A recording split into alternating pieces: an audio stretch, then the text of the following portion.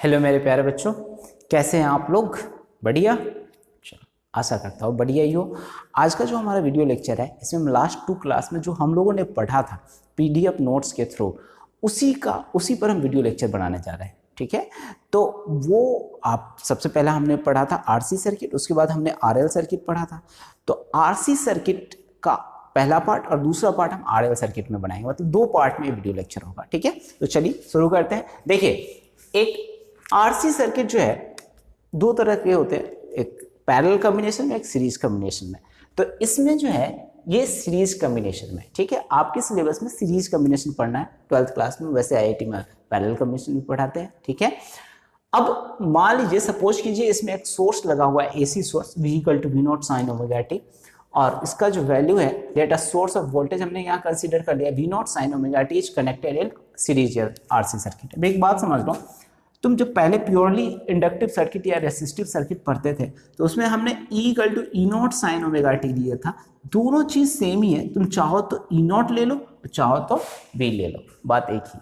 ठीक है, अब यहाँ हमने इसलिए लिया, थोड़ा सा हमको सुविधा होगी करंट की वैल्यू निकालने में, क्योंकि हम क्या करने जा रहे हैं, पैरेलल कॉम्बिनेशन से सारा चीज हम सॉल्व करेंगे। मतलब vector law of parallel combination, जो पैरेलल कॉम्बिनेशन का वेक्टर लॉ होता है एडिशन का, ठीक है, उससे हम इसको सॉल्व करने जा रहे हैं। समझ में आ रही बात है? तो इसलिए हम ये थोड़ा सा हमें लिखने में सुविधा होगी, इसलिए मैं ऐसा ले रहा हूँ। अब चलिए यहाँ पर देखिए, जब आपने पढ़ा था प्योरली रेसिस्टिव सर्किट, तो उसमें क्या पढ़ा था, जो भी करंट इससे पास करेगा, उस करंट और इसके थ्रू जो पोटेंशियल डिफरेंस होगा वो दोनों सेम फेज में होंगे प्योरली रेसिस्टिव सर्किट में। तो हम एक एक करके अभी सोचेंगे, पहले प्योरली रेसिस्टिव और उसके बाद प्योरली कैपेसिटिव, उसके बाद दोनों को कंबाइन करके एक फेजर डायग्राम बनाएंगे। समझ में आ रही बात है? तो देखो, इससे मान लो इसका जो पीक वैल्यू होगा वो I0 करंट पास करेगा। सपोज करो I0, ठीक है, हमने दिखाया तो I है, चलो I0 दिखा देते हैं। वैसे ये RMS करंट को दिखा रहा है तो इसलिए मैंने ऐसा दिखाया। ठीक है, चाहो तो तुम I0 टेम्पररी अभी दिखा दो, फिर बाद में तुम IRMS निकालोगे ना तो इसी फॉर्मूला से निकलेगा। मतलब जो करंट नेट करंट पास होगा तो IRMS पास होगा, I0 तो होगा नहीं, क्योंकि पीक वैल्यू थोड़ी ना हमेशा जाते रहेगा।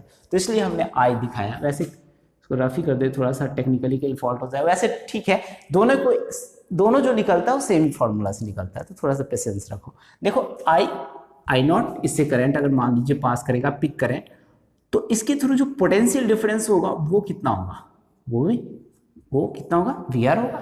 V0 तो नहीं होगा, VR होगा नहीं, क्योंकि रजिस्टर का अपना पोटेंशियल ड्रॉप होगा। अब पीक वैल्यू थोड़ी ना होगा, इसका अपना होगा पोटेंशियल डिफरेंस। करंट वो जा सकता है, पोटेंशियल डिफरेंस तो इसके अकॉर्डिंग होगा।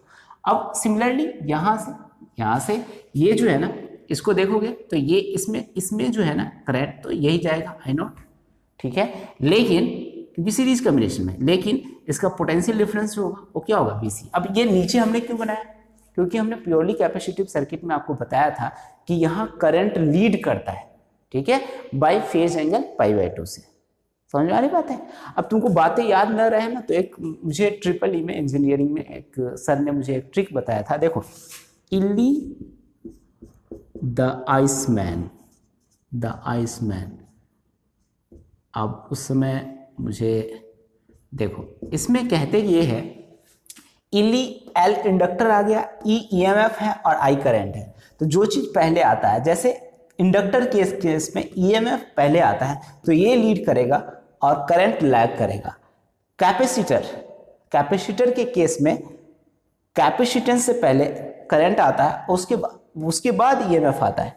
तो पहले करंट आता है, इसलिए करंट लीड करेगा। लीड द आइस मैन, ये याद रखते हैं। वैसे एग्जैक्ट इसका मतलब मुझे याद नहीं है, लेकिन सर ने बताया था। तो ट्रिपल ई में ये पढ़ना होता था हम लोगों को, ये प्योरली इंडक्टिव कैपेसिटिव सर्किट सब हो गए। तो इली द आइस मैन से तुम याद रख सकते हो कि इंडक्टर के केस में EMF जो है वो लीड करता है, ठीक है, लेकिन कैपेसिटर के केस में करंट लीड करता है। तो अब करंट लीड किया तो बैक जो पीछे रहा वो कौन रहा, वोल्टेज, पोटेंशियल। समझ में आ रही बात है इतने? तो अब इसका हमको फेजर डायग्राम ड्रा करना है। क्या करना है? Phasor diagram of RC circuit. चलो, पहले हम जब प्योरली कैपेसिटिव या प्योरली इंडक्टिव सर्किट पढ़े थे तो पहले हम क्या करते थे, करंट की वैल्यू निकालते थे, उसके बाद फेजर डायग्राम ड्रा करते थे। कि करंट लीड कर रहा है या लैग कर रहा है। तो यहाँ पर पहले तुमको फेजर डायग्राम ड्रा करना पड़ेगा और उससे पता चलेगा तुमको कि करंट लीड कर रहा है या लैग कर रहा है। ठीक है, तो फेजर डायग्राम कंबाइंड इस दोनों का। ठीक है, तो पहले फेजर डायग्राम लिखो। फेजर डायग्राम कैसे ड्रा करोगे? फेजर डायग्राम ऑफ कोर्स किसका, कौन सा सर्किट पढ़ रहा है? आरसी, तो आरसी सर्किट का ही फेजर डायग्राम होगा। अब देखो फेजर डायग्राम ड्रा जब करोगे, इसको रफ करो और देखो, ये जो है ना, इसमें इस तरह से ये ऐसे है, ये वाई एक्सिस है और ये एक्स एक्सिस है। ठीक है, तो ये एक्स डैश है, ये एक्स है, ये वाई है, ये वाई डैश। ओके, अब देखो इसमें करंट जो है वो किसके साथ है? पोटेंशियल के साथ है, कि प्योरली रेसिस्टिव सर्किट में। तो यहाँ पर वी आर है, इसी के अलॉन्ग करंट भी है। लेकिन इस वाले केस में, कैपेसिटर्स के केस में, कैपेसिटिव पोटेंशियल जो है वो नीचे की तरफ, और करंट जो है आई नॉट इसके अलॉन्ग है, रजिस्टर के अलॉन्ग है। तो यहाँ पर एक जो रिजल्टेंट वैल्यू आएगा वो कितना आएगा? ये इस तरह से।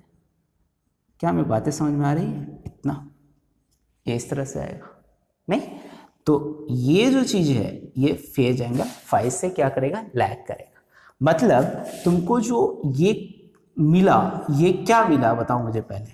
ये पीक वैल्यू ऑफ वोल्टेज मिला, और पीक वैल्यू वोल्टेज जो है ना, कंबाइन, मतलब कंबाइन जो इससे करंट पास होगा उसका फॉर्मूला तो इसी से आएगा। तो हम क्या लिखेंगे? I equal to I naught sine omega t minus, ये चूंकि करंट जो है ना इससे लीड करेगा। ओके, लीड करेगा, इस वाले केस में करंट की वैल्यू जो है ना यही होगा, तो लीड करेगा तो माइनस साइन तो आएगा नहीं, फाइव। नहीं समझ में आ रही बात है? देखो करंट जो होगा वो क्या होगा? यहाँ होगा। ओके, अब करंट जो है, पोटेंशियल तो यहाँ आया, क्योंकि रिजल्टेंट पोटेंशियल जो हम निकालते हैं parallelogram law of vector addition से निकालते हैं। तो parallelogram law of vector addition कहता है कि इन दो वेक्टर से, ये दोनों वेक्टर ही तो है, जब फेजर समझाया था उस समय बताया था ना, rotating sides, rotating vector represents phasor. तो ये जो है ना वी आर जो है ना रोटेटिंग वेक्टर्स है, और ये क्या करता है? फेजर को, किसी फिजिकल क्वांटिटी को रिप्रेजेंट कर रहा है। तो ये जो है यहाँ पर ये साइड जो है ओ ए बी एंड सी, तो ओ ए साइड जो है वो किसको रिप्रेजेंट कर रहा है? वी आर को, एंड ओ सी वी सी को, और वी आर के अलॉन्ग आई नॉट है पीक वैल्यू। तो यहाँ पर करंट जो आप देखेंगे वो फेज से कितना? 5 फेज से लीड कर रहा है, लैग नहीं कर रहा है, लीड कर रहा है, तो इसलिए प्लस है। समझ में आ रही बात है? अब यहाँ पर तुम लिखोगे क्या है यार? Current leads by phase angle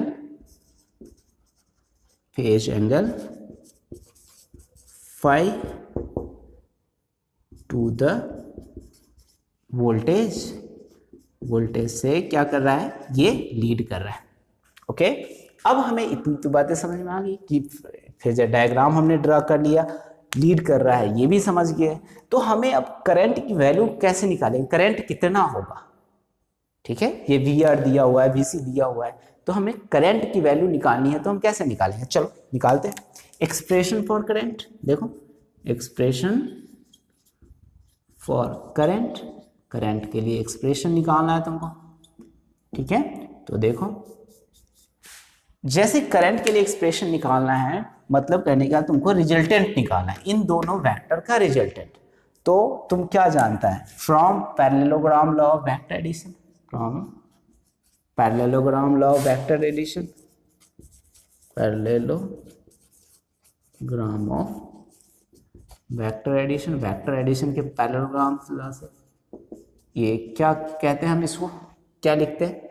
we naught equal to V R plus V C. ठीक है, क्या मैं बातें समझ में आ रही है इतनी? तो V naught equal to V R plus V C, ये क्लियर हो गया कॉन्सेप्ट? अब आगे बढ़ाओ। अब रिजल्टेंट हम निकाल रहे हैं किससे? Parallelogram law of vector addition से। Resultant of parallelogram law of vector addition, ये तो इस तरह से हम वेक्टर रिप्रेजेंटेशन है इसका, ग्राफिकल रिप्रेजेंटेशन। अब रिजल्टेंट निकालते हैं, रिजल्टेंट, ठीक है, resultant from parallelogram law of vector addition, parallelogram law of vector addition, चलो ये जो है ना इसको करना है। तो यहाँ से हमें अगर मान लीजिए इस फॉर्मूला को हम यूज करें, आपने रिजल्टेंट का फॉर्मूला वेक्टर का जानते हैं, आप क्या जानते हैं बताइए, R equal to under root A square plus B square two A B cos theta, ये जानते हैं ना। तो यहाँ पर वी नोट की अगर वैल्यू निकाले, ठीक है, तो इन दो वेक्टर के बीच जो एंगल बन रहा है वो कितना डिग्री का बन रहा है वो बताइए मुझे, 90 डिग्री का। तो ये जो एंगल है नीचे की तरफ जो आएगा फेज, ये कितना डिग्री है, π/2। क्या मेरी बातें समझ में आ रही है? तो इन्हीं दो वेक्टर के बीच का एंगल लीजिएगा, तो लीजिएगा आप एंगल, तो कितना लिखिएगा बताइए, V R square plus V C square और प्लस 2VR BC cos π/2, और π/2 की वैल्यू कितनी होती है, 0। cos 90 की वैल्यू कितनी है, 0, पूरे टर्म को 0 कर देगा। तो V naught equal to under root VR square plus BC square, और वी नॉट को हम लिखेंगे तो क्या लिखेंगे, इसको लिखो, बताओ क्या होता है, आई नॉट इंटू आर का स्क्वायर प्लस आई नॉट इंटू XC का स्क्वायर। इतनी बातें समझ में आ गई होगी तुमको, और इतनी बातें क्लियर हुई तो बस हो गया, बात खत्म, ठीक है। इसको मैं रफ करता हूँ और यहाँ से मैं करंट की वैल्यू निकाल देता हूँ। करंट का तो एक्सप्रेशन निकालना है तुमको, ठीक है, उसी का तो फॉर्मूला ड्राइव करना है।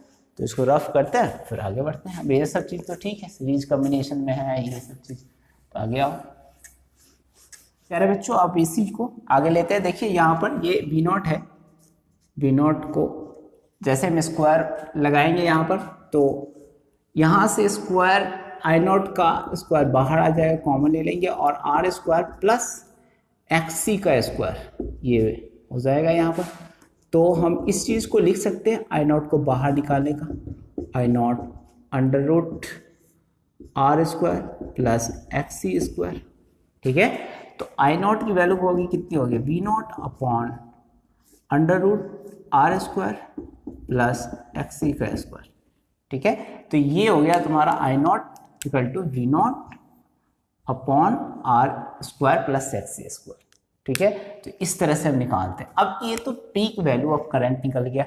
IRMS वैल्यू क्या होगा, रूट मीन स्क्वायर वैल्यू जो होगा करंट का कितना होगा। तो देखो तुमने एक रिलेशन पढ़ा है यहाँ पर, क्या पढ़ा है बताओ मुझे, IRMS equal to I naught upon root 2, ठीक है। तो ये इसको यहाँ पर लिख सकते हैं, आई नॉट को देखो कितना लिख सकते हैं, IRMS root 2 VRMS root 2 upon under root R square plus XC का स्क्वायर। अब ये रूट टू ना कैंसिल हो जाएगा, ये रूट टू को कट कर देंगे, तो IRMS equal to VRMS under root R square plus XC square. क्या मैं बात समझ में आई इतनी, मतलब सेम फॉर्मूला हो गया। तो जब VRMS का वैल्यू दिया रहता है, ज़्यादातर केस में अगर कोई सोर्स कनेक्टेड है 220 वोल्ट है तो VRMS वैल्यू ही है, ठीक है, इस तरह से लिखा हुआ हो तो आप इस तरह के फॉर्मूले का इस्तेमाल कर सकते हैं, डायरेक्ट यूज़ कर सकते हैं, क्योंकि कट तो जा ही रहा है रूट 2, ठीक है। अच्छा, अब मान लीजिए हमको फेज वैल्यू निकालना है, फेज एंगल, फेज डिफरेंस, चलो फेज डिफरेंस निकालना है करंट एंड EMF के बीच का। तो निकालो, कैसे निकालोगे, तुम जानता है फेज डिफरेंस, यहाँ लिख लो फेज डिफरेंस, ठीक है, फेज डिफरेंस निकालना है। अब देखो फेज डिफरेंस निकालना है तो कैसे निकालोगे, tan phi, ठीक है।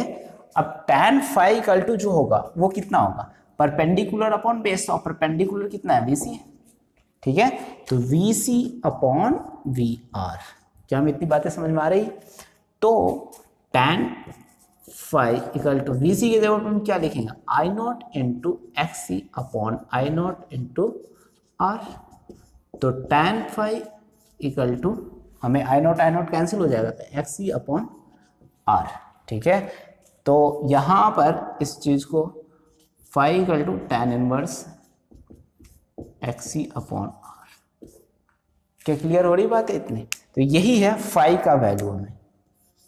ओके, समझ में आ रही होगी बात इतनी। Phi equal to tan inverse XC upon R। तो फेज डिफरेंस अगर करंट एंड वोल्टेज के बीच निकालना हो तो आप आराम से phi equal to tan inverse XC upon R कर सकते हैं। और अगर यहीं तक दिया हुआ हो तो XC अपॉन ये मतलब यहां तक VC अपॉन VR, तो ये फॉर्मूला लगा सकते हैं। इतनी बातें समझ में आई? तो यही था एनालिसिस RC सर्किट का, बहुत इजी सा है, कोई ज़्यादा इसमें तो जोर है नहीं। ठीक है, यहाँ पर कंफ्यूजन होता है बच्चों को, तो ये समझ लो इस चीज़ को। करंट लीड करता है इंडिविजुअल सर्किट में, इसलिए कंबाइन सर्किट में हम जब यहाँ दिखाते हैं तो करंट लीड ही करता है, लेकिन फाई एंगल से करता है, पाई/2 से नहीं, फाई से, क्योंकि कुछ करंट को शॉर्ट करता है ये, ठीक है, मतलब रोकता है, तो इस वजह से थोड़ा सा करंट फाई एंगल से ही करता है लीड। ओके, तो ये समझ में आ गई हुई बात है। इस पर बेस्ट क्वेश्चंस भी है। पहले हम RL सर्किट देखते हैं, फिर क्वेश्चन देखते हैं।